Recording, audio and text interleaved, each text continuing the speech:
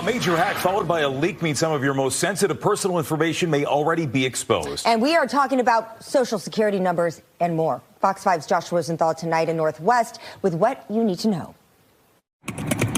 Your Social Security number, my Social Security number, all of our Social Security numbers potentially hacked.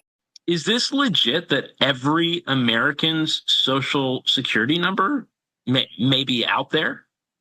Yeah, it's very possible. Here's the deal. A group of hackers reportedly claims to have stolen nearly 3 billion records of personal information, including names, Social Security numbers, and addresses. Then it was all leaked. It's believed the information comes from a business called National Public Data, which, according to its website, is used by other companies to obtain criminal records, background checks, and more. I think people should be very upset about this. They should ask, why is this company, why do they have all of that information? And when they had it, who was making sure that they were protecting it? Lou Raban, CEO of Cyber Defense Group, told us this is a big deal and Americans should be concerned. However, he also acknowledged that because this type of thing seems to happen so frequently, a lot of people, including some we talked to Wednesday in Northwest, have what Raban refers to as breach fatigue. I try to be concerned, but it's really difficult nowadays. It's impossible. You kind of feel like your information's already out there. Yeah, I think so. Welcome, everyone, to the Wake Up Call channel. The Psyops continue to roll in. If you haven't heard, just like mentioned in that clip, breach fatigue is becoming a thing because every other day we're hearing a story about some massive cyber attack going on, whether it's hacking into our Social Security numbers, which is the latest propaganda being pushed, or AT&T suddenly giving out all of its users' data, or that CrowdStrike thing that happened a couple of weeks ago where the internet was offline for a period of time. Or it could even be when those 911 phone lines happen to be down. This is all being done by design. There is no man hiding in a factory or a warehouse somewhere who has nothing better to do than wants to hack into American citizens' personal information, get their security numbers, get their address. I guess they just want to show up at our homes, right? This is the government doing this to us because the government, the global government, like I mentioned in a previous video, if you didn't see on the digital ID, which I've been mentioning for years and years and years, the global government wants you to have a digital ID/passport. And they know that you are not going to comply with that. There's no reason for you to comply, right? The regular person just goes, I don't really need that. Everything's fine the way it is. So by more chaos every single day, creating these stories, these fabricated stories where there's never a person, it's always a boogeyman, they get you on board with wanting a digital ID because you get so scared into thinking that your Social Security is out there, your number's out there, that somebody's going to hack into your bank account, that you go on board with what the global government wants. And it's total control. The digital ID is the end game. And what you're going to see next is a run on propaganda stories from the alt-right media. This is why I talk so much about how the left-right divide is fabricated. The alt-right media is a gatekeeper. If the people out there woke up to the left-right divide, they'd start seeing these stories for what they really are. That these people are keeping us divided, they're having us infighting, all looking at each other, pointing fingers at each other about this or that, or whose skin color is what, or what gender this person is, when they're trying to push these things across. And the Social Security data breach is another major psyop. Newsflash, if you've used the internet, if you've put your Social Security number out there, if you even have a Social Security number, you're already compromised because these laws that are in place that you think are there to protect you and your Social Security number, you are not protected from the global government. They have all of our data. They know all the things we say. We know of the Patriot Act. They're listening 24/7. We're putting devices in our home that gives them the ability to listen, all for convenience, right? Whether it's the Echo or the cell phone, they're listening and they know what we're thinking out loud, what we're saying out loud, they're listening to. They have our Social Security numbers. This entire thing is to get you prepared for a digital ID, telling us that 2.7 billion records allegedly have been compromised. And I talk about the left-right because what the right media is going to do is they're going to talk about voter fraud. Voter fraud, voter fraud, voter fraud, because they've gotten them so obsessed with each psychological operation they've created around Donald Trump that all their mind is focusing on is Donald Trump saving them from all of this stuff, so he has to get put in power. They don't remember that nothing was done when Trump was in power, that Trump is the one who rolled out Operation Warp Speed, that Trump is the one who actually brought about internet censorship, because it all happened in 2017 when he was the president of the United States of America. So they're focused on that, and they're going to get led into the digital ID as well. They're going to get duped into this because they're going to be told about voter fraud, voter fraud, voter fraud. Illegals are voting. That's how they're winning the election. They can't wrap it around their heads that the elections aren't real. The entire thing is compromised. This is an American corporation, okay? And they want you to vote because they want you to opt in. So this story about the Social Security numbers is out there and everybody's panicking about it. Remember, the Great Reset is at hand. For people out there that think that the Great Reset's already happened, for people out there that think that the Mark of the Beast has been implemented and it's here because it's people who took magic potions, they clearly are jumping to conclusions. All these things are precursors. The Great Reset is still occurring. There are stages and steps in this process. The magic potion rollout was not the mark of the beast. It was a test run to see how many people would comply and how many people would put stuff inside their body, how many people synced up with the system. If it was the mark, then people like me and you wouldn't be able to buy or sell right now, would we? I've been able to buy or sell pretty easily for a while, but without the digital ID, you're not gonna be able to buy or sell. And that's what this transition is all about. I just covered Australia and the rollout of the digital ID. The digital ID is necessary globally. Even recently, the World Economic Forum's new president, the one who's replacing Klaus Schwab, one of those guys you can look at and you know that there's some sick things brewing inside this guy's mind. You can just look at these people, how fake they look. I mean, they just look like they're into very sick, disturbing acts. And this guy's somebody I've always looked at, Borg Brende, as one of those sick people. But here's a compilation of the clips from the World Economic Forum talking about the digital ID and how the digital ID is needed. The digital ID is needed. And listen to all the underlying themes, right? Equity. These are all things I've warned about, right? Equity, inclusion. This is to dupe dumb minds into going along and complying and wanting enslavement via the digital ID. So they tell you it's, these countries that can't get anything, they don't get any help. Right? They're like, oh, these third world countries, they don't get any help from anybody. We want to help them. So naturally, people are like, yeah, we should help them. They don't look this way or that way and say, hey, how much did it cost to do the Olympics? Oh, that was how many $1 billion? Couldn't you have just helped a third world country? Oh, don't ask questions like that. No. We're going to help them by having a digital ID. That way we can make sure that they, they can bank and do all this. Oh, that sounds great. Sign them up. Because nobody's thinking at all. They're just listening to these people, smiling, thinking, oh, well, they're talking about helping people. Oh, they don't sound loud and angry like Donald. I'm in, right? The inclusion stuff, all of these things that are circulating around us are all psyops that get you on board with the digital ID. Listen to some of these clips from the World Economic Forum, including being able to track who has the potion, who doesn't have the potion. And more importantly than all those things is the carbon footprint, which I put in there, because the carbon footprint and the digital ID are one and the same. All of this stuff you hear, these whispers that they're conditioning you with the climate.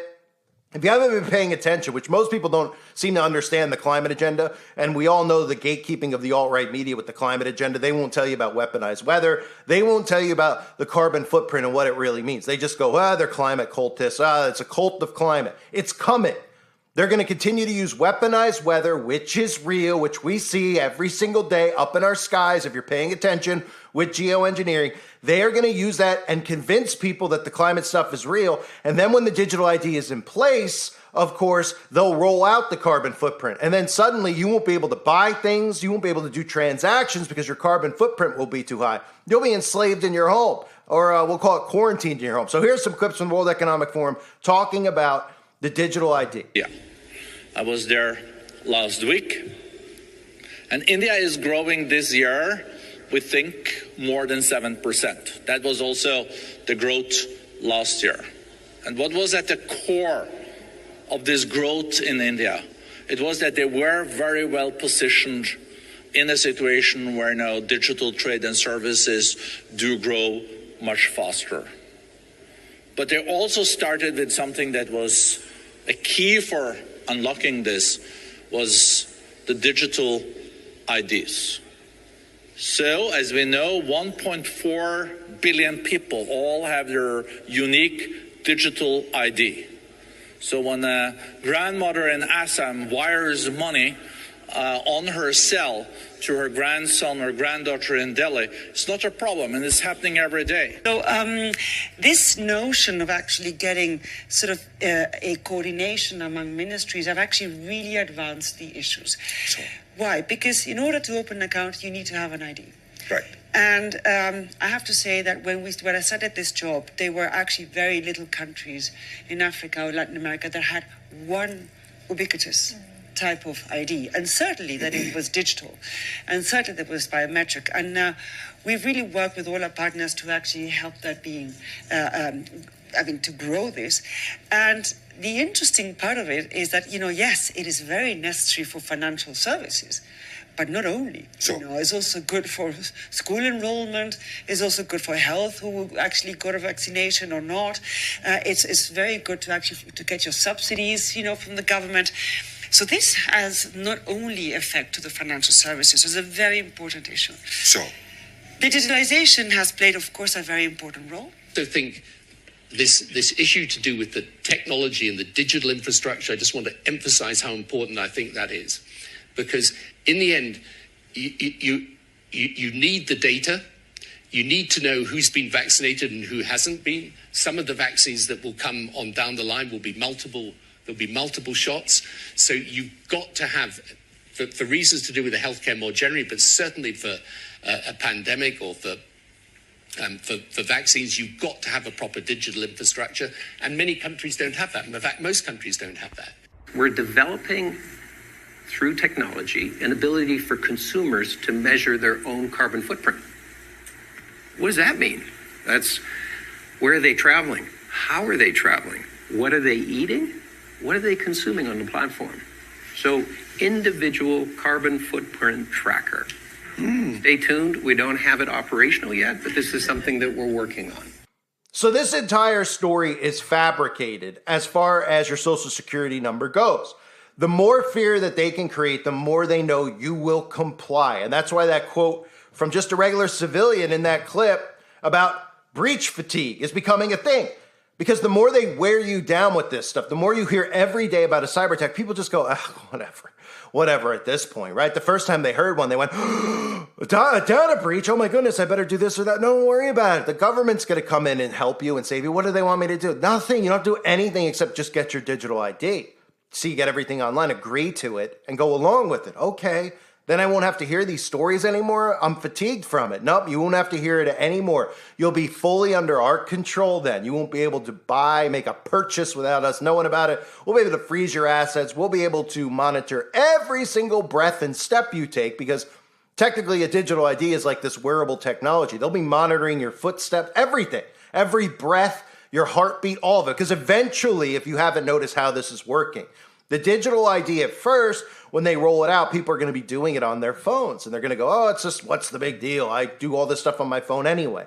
And then the next step, of course, after the digital ID, which they're telling us needs to be accepted by 2028, 2030. Otherwise, we could risk exclusion from society. That's what Bill Gates and all these guys keep saying. Again, that was something that was part of the magic potion. They said, we're going to exclude people who don't go along with this from society. We're going to lock them out from society. But eventually this goes from your phone into your body. And the real hacking that everybody should be worrying about isn't this social security number, people getting access to your address.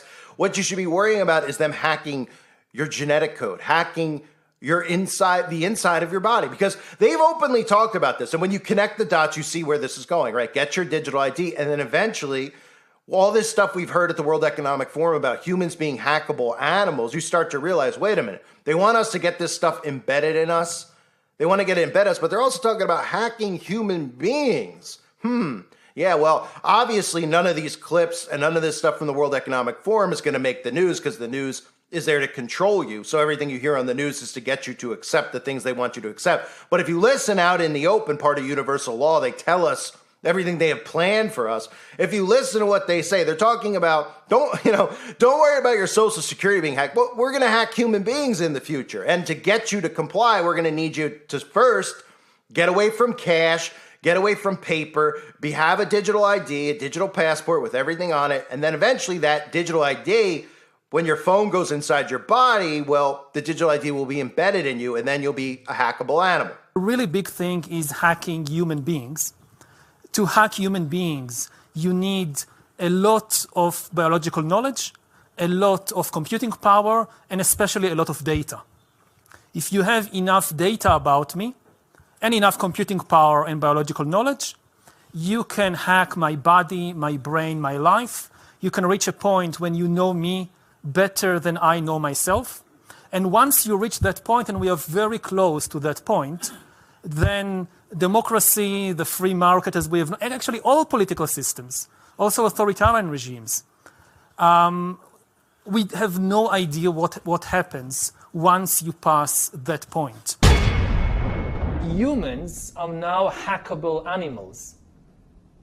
You know, the whole idea that humans have, they have this soul or spirit and they have free will and nobody knows what's happening inside me. So whatever I choose, whether in the election or whether in the supermarket, this is my free will, that's over. Free will, that's over. That's over. Over. Today, we have the technology to hack human beings on a massive scale. Yeah, I mean, everything is being digitalized, everything is being monitored. In this time of crisis, you have to follow science. It's often said that you should never allow a good crisis to go to waste, because a crisis is an opportunity to also do good reforms that in normal times people will never agree to. But in a crisis, you see, we have no chance. So let's do it. Vaccine won't help us go to the test, of course. The vaccine will help us, of course. It will make things, more manageable. Surveillance. People could look back in 100 years and identify the coronavirus epidemic as the moment when a new regime of surveillance took over, especially surveillance under the skin, which I think is maybe the most important development of the 21st century, is this ability to hack human beings, to go under the skin, collect biometric data, analyze it, and understand people better than they understand themselves. This, I believe, is maybe the most important event of the 21st century. One of the features of this fourth industrial revolution is that it doesn't change what we are doing, but it changes us. The difference of this fourth industrial revolution is it doesn't change what you are doing. It changes you. If you take genetic editing, right. Just as an example, it's you who are changed. Yeah. And of course, this has a big impact on your identity. Yeah. And offers certain kinds of possibilities that have to be careful about. When you began to do that kind of gene editing, some people worry that you are changing what it means to be human. That's the problem. And of course, the new industrial revolution offers us many opportunities, but it raises manifold questions on the ethical, but even legal implications. And we have to be prepared for it, and that's what we want to do in Davos next year. Talk about technology and how the ways it can be deployed, that contribute to growth rather than exacerbate unemployment. How will that implement itself? It's a big question mark, because there is a fear that technology, robots, just to take one you gain productivity from machines. Exactly, and it replaces maybe the workforce or jobs faster than we can replace them with new jobs. Not everybody can be a robot polisher and so on, so there will be new jobs. So this is the transition we're seeing, right? We're currently in a society where we all have been forced into social security numbers, right? For the most part. I mean, anybody listening probably has a social security number, right? Compliance, compliance, compliance. And now this old infrastructure, I've talked about that. The infrastructure has to be destroyed. And the only way they could destroy the infrastructure is by sabotage. And that's what you see going on. The left and the right are working together to sabotage infrastructure around the earth. They destroy the infrastructure and they come in with a new infrastructure, a digital infrastructure. That's what it is. It's a digital infrastructure. Everything is run digitally, which is why all these towers are up. Well, one of the reasons all these towers are up. We know the other reasons with these towers, of course. But eventually those towers will be controlling you, as you saw at the end of the video when we talk about hackable animals, right? And all those clips I've shown you from Stretch Armstrong and the cartoons showing you how human beings are hackable animals and how they'll use those towers to be able to control humans. Matrix. Control. The Matrix is a computer-generated dream world built to keep us under control in order to change a human being into this. Future, you will have such a good digital twin that you'll be able to go into the metaverse, into a virtual reality world, turn a dial, pull a switch, feel around, and actually change it in the real plant? Absolutely, absolutely. And this is not far off. I mean, the physical and the digital worlds, they will grow together, and the result is exactly what you just said. I wanted to ask when you all think we're going to move from this form factor to something that's on your face, glasses, and when computing's all on the edge. All right, 50 seconds. Who wants to answer quickly? I think it will go. It will. First of all, it will definitely happen. I was talking about 6G earlier, which is around 2030. I would say that by then, definitely the smartphone as we know it today will not anymore be the usual kind of the most common interface. Wow. Many of these things will be built directly into our bodies. Stunned by the sudden rollout of Rook Unlimited's most fantastic device ever, the Smart Mark. Because the Smart Mark is more than just a phone. It's part of you. Use it as cash and even shoot video. Distribution points are all over the city. The Rook Unlimited Smart Mark is worth the wait. The Smart Mark has brought order to my life. And the best part? It's absolutely free. 23% of the population has been given the Smart Mark, number one. Time to test our system, Let's put our new recruits to work. Subtly. We should find the Flex Fighters. I ought to find the Flex Fighters. We should find the Flex Fighters. You call yourself a man of science. World order is our destiny. Submit to a Smart Mark and join the glorious victory of order over chaos. People think Smart Marks are brand new Rook tech that will improve their lives. But your chip makes it possible to control everyone in Charter City, whether they're marked or not.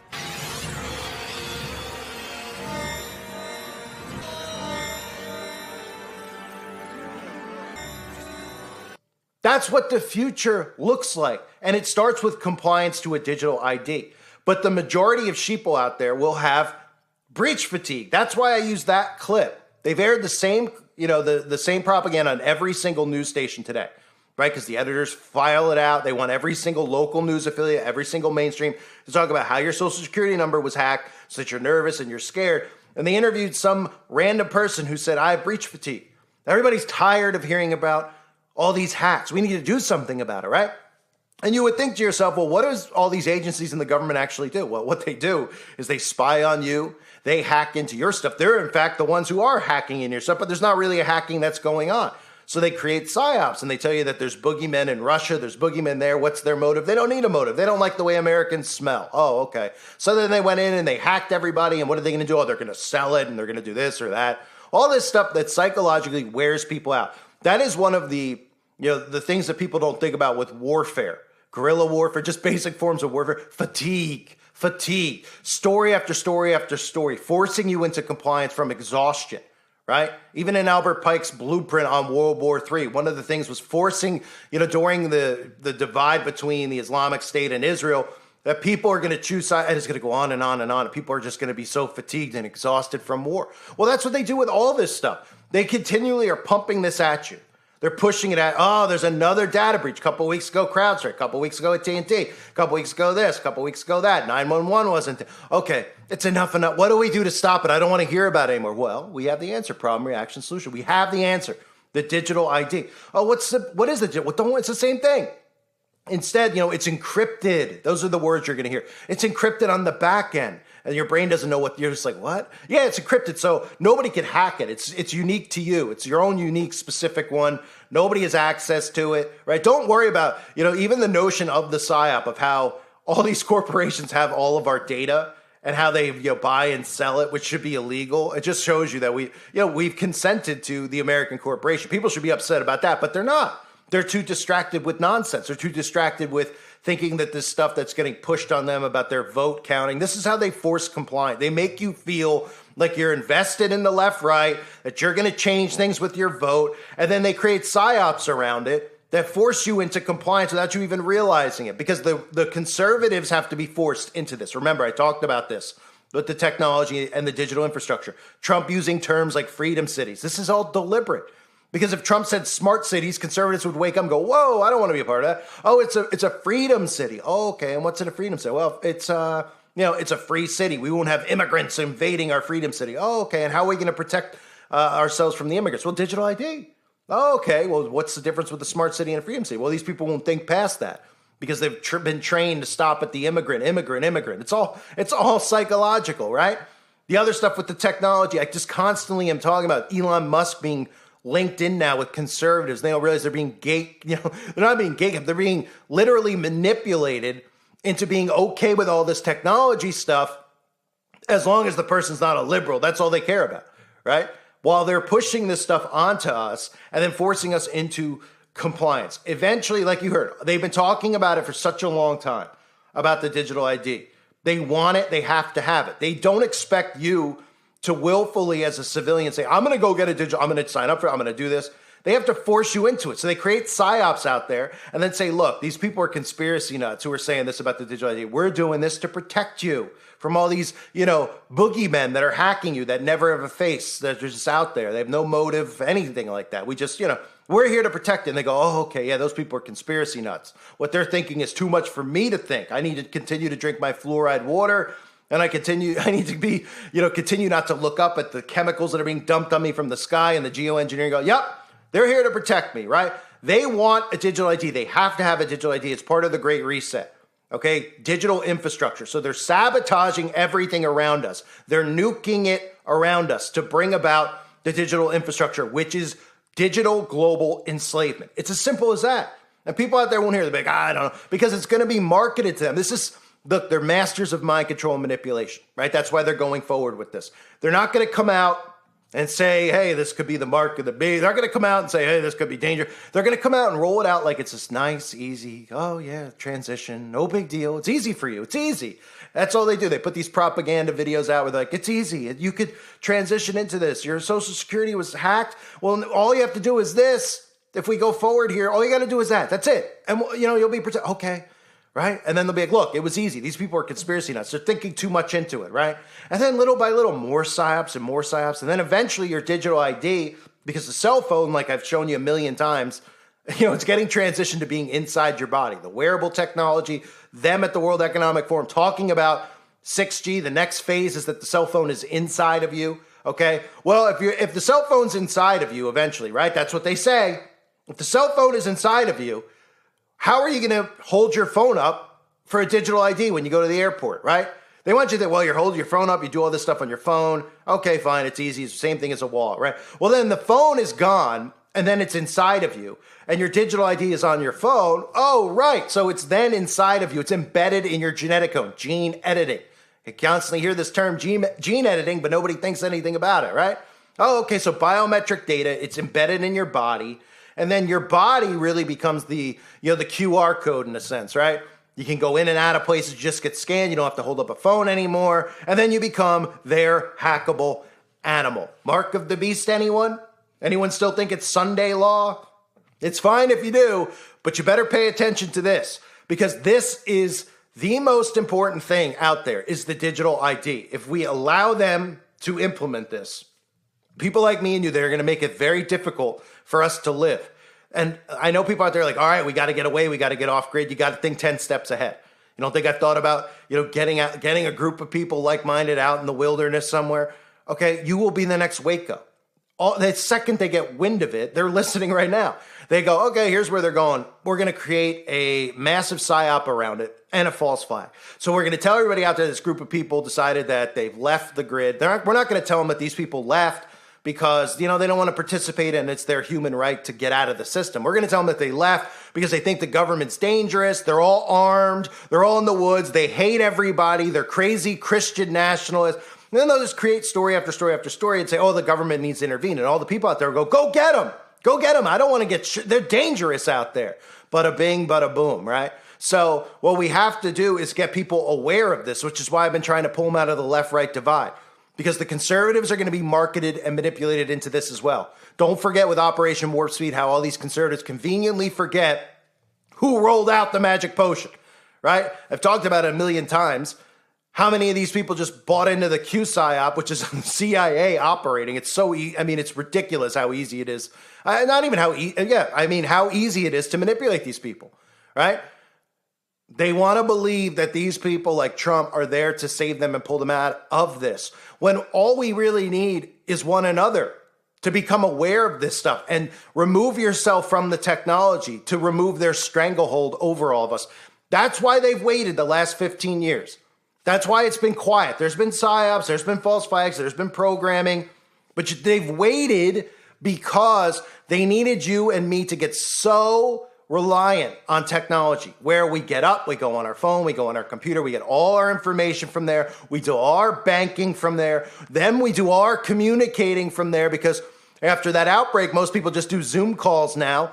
They don't go out and see people, right? It becomes a part of your daily life. It becomes impossible to separate. And then we've given the compliance of our bank accounts and everything else online. How do we get off, right? And now they can go forward because they go, no one's going to go offline. No one's going to give up their tech. Even these conservatives are obsessed with their phone. They're not going to do it. So now we can move forward and we can force them into compliance by creating psyops all around them, making them not focus on what the digital ID, the dangers of it, by telling them, hey, illegals are coming in and voting, and that's why Democrats keep winning. Well, now we need a digital ID. We could stop them from, okay, give me a digital ID, says the conservative. I don't want these illegals to win. Instead of going, hey, do you ever think for a second the entire thing is fake? You think they have all this money, all this power, but they let you vote these people in? And it's very clear they're making it overly obvious with the people they're putting in, starting really with Obama, but even Biden, right? These are people that would never win in a million years. And look at all the other countries. Look at the guy that's won in the UK. These people would never, ever win an election. They make you think that they would, that there's all these people out there that would vote for them. They would never win, these people. They're placed in these positions. They want you to think that it's your neighbor who's voting them in. If you're not, that it's a large group of people that you don't know about who are voting them in. As long as you stay, thinking that your vote counts, you stay enslaved to the system. So if people out there started realizing all this stuff, we could pull back, but they won't. Conservatives are going to get duped into this because they're going to get the migrant stuff. And you hear all the stuff going on with the monkeypox, which I just covered, right? All this stuff about the monkeypox. The first thing that all these people are thinking about is a stolen election. That's it. They're like, oh, this election's going to get stolen. They're rolling out a virus already. It's it. It's over, right? That's what they're thinking. Oh, they're going to cancel the election. They're obsessed with it. Because they want to be obsessed with it, because it's been pumped into them for so long that, America's free and you're in a corporation. And by voting, you're opting into the corporation. But moving forward, the digital ID, like I said in the Australia video, the timing of this was impeccable, right? I just covered Australia and the digital ID, which I've been covering for a while. But literally 24 hours later, we have the Social Security breach, right? And then you look at the story, you got to say to yourself, okay, there's social security breach. What are they trying to get me to think or feel? Oh, the digital ID, right? There's the answer. Problem, reaction, solution. The digital ID is a main ingredient and component of this, and they don't want you to realize it. They want you to think it's just a seamless transition. You already do stuff on your phone. What's the big deal? Instead of holding up a physical wall, you hold up your phone. Hey, conservatives, they won't be able to steal the election this way. Oh, really? Okay, let's get a digital ID. That's all it takes. Simple as that for these people to fall into the psyops. Incredible, right? But guess what? You're the hackable animal. Your digital ID is just the start. Eventually, the digital ID is biometric, and it's in you. It's not just a fingerprint. It's not just a retina scan. It's your DNA. I thank everybody for being here. Hope you're all doing well. God bless you, as always, and your families.